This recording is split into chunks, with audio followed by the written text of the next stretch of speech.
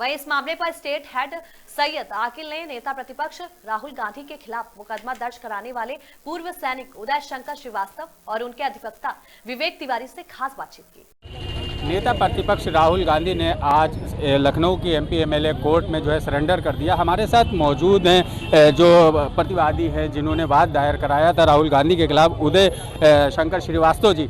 क्या पूरा मामला था, किस तरह से आपने ये मामला दर्ज कराया था? देखिए, मैं Uday Shankar Srivastava, ex director border roads organisation भारतीय सेना से बोल रहा हूँ और हम लोगों का डिप्लॉयमेंट चाइना बॉर्डर पर ही रहता है। तो राहुल गांधी जी ने दिसंबर 2022 में एक भारतीय सैनिकों को अपमानित करने वाला बयान दिया था, जिसको लेकर कि मैंने पहले उत्तर प्रदेश पुलिस में अपना मामला दायर किया। वहाँ से मुझे बताया गया कि ये आप सक्षम न्यायालय से आपको रिड्रेसल मिलेगा। फिर ये जो है लीगल नोटिस दिया, उसका भी जवाब उन्होंने नहीं दिया, जो सर्व हो गई थी। फिर मैं 2.5 साल से हमारे वकील साहब मुकदमा हम दोनों मिलके लड़ रहे हैं और फिर 11 फरवरी 2025 को उनको समन इशू हुआ कि बतौर अभियुक्त वो स्वयं न्यायालय में हाजिर हों।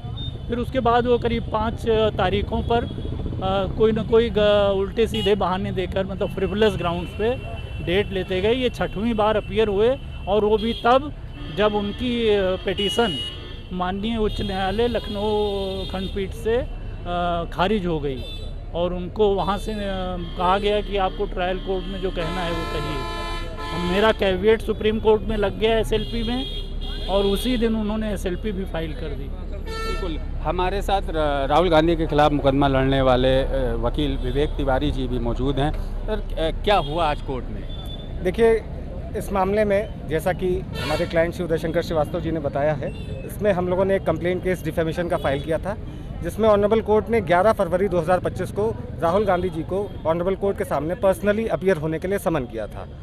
लेकिन पिछली 5 डेट से वो कोई ना कोई ग्राउंड लेके एग्जेम्पशन सीक कर रहे थे और आज वो पर्सनली अपीयर हुए। उन्होंने कोर्ट के सामने अपनी सरेंडर एप्लीकेशन मूव की, साथ में बेल एप्लीकेशन मूव की, जिसमें उन्होंने ग्राउंड ये लिया कि वो मेंबर ऑफ पार्लियामेंट हैं, लोकसभा के मेंबर हैं, उनके भागने की कोई संभावना नहीं है और ये जो केस है ये बेलेबल इन नेचर है, जिस पे हमारी तरफ से उनकी बेल एप्लीकेशन का विरोध किया करते हुए ये कहा गया कि एक मेंबर ऑफ पार्लियामेंट होने के नाते इनकी रिस्पॉन्सिबिलिटी कॉमन पब्लिक से बहुत ज़्यादा होती है। लोग इनके बयानों से इन्फ्लुएंस होते हैं और वैसा ही नैरेटिव उनके दिमाग में बन जाता है। लेकिन मामला चूँकि बेलेबल था, इसलिए कोर्ट ने 20-20 हज़ार की 2 जमानतें और 20 हज़ार का एक पर्सनल बॉन्ड लेते हुए उनको बेल पे रिलीज़ किया है और नेक्स्ट डेट इस केस की 13 अगस्त 2025 फिक्स की है। क्या लगता है आपको इस केस में, क्या कहाँ तक ये जाने की संभावना और क्या इसमें हो सकता है? देखिए, बीइंग अ काउंसिल मुझे तो पूरी उम्मीद है कि हम ये केस जीतेंगे। हमने वैलिड ग्राउंड्स पे ये केस किया है, जेन्युइन ग्राउंड्स पे केस किया है, तो वी होप कि सक्सेस हम ही को मिलेगी। कोर्ट के अंदर क्या हुआ? राहुल गांधी कैसा फील कर रहे थे आप लोग, क्योंकि अपोजिशन के हैं, जाहिर से आपने दबाव बनाया होगा? जी देखिए, हम लोग तो जो दबाव बनाते हैं वो लीगल ही बनाते हैं, लेकिन कोर्ट में चूँकि आज राहुल गांधी जी आए थे तो भीड़ बहुत ज़्यादा हो गई थी, थोड़ा सा क्योस भी क्रिएट होने की संभावनाएं थी, लेकिन हालांकि कोर्ट ने बहुत अच्छे से उसको मैनेज किया। डाइस पे बैठ के उन्होंने सुनवाई की और करीब 1.5 घंटे तक राहुल गांधी जी कोर्ट में ही खड़े रहे। जस्टिस आलोक वर्मा साहब ये सुन रहे थे, तो इसमें जो उनको बेल दी गई है, बेल इस ग्राउंड पे दी गई कि भागने की संभावना नहीं और बेल का केस का नेचर ऐसा है कि अवेलेबल है, उस ग्राउंड पे बेल दी गई। क्या लगता है अगली पेशी पे क्या होगा? अगली पेशी पे भी इनको अपीयर होना चाहिए।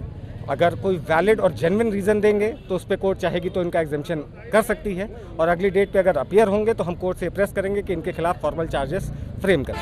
बिल्कुल, तो ये थे हमारे साथ विवेक तिवारी जी जो कोर्ट केस लड़ रहे हैं राहुल गांधी के खिलाफ और जो वादी हैं जो राहुल गांधी के खिलाफ जिन्होंने आरोप लगाए हैं। सैयद आकिल, श्री न्यूज़, लखनऊ।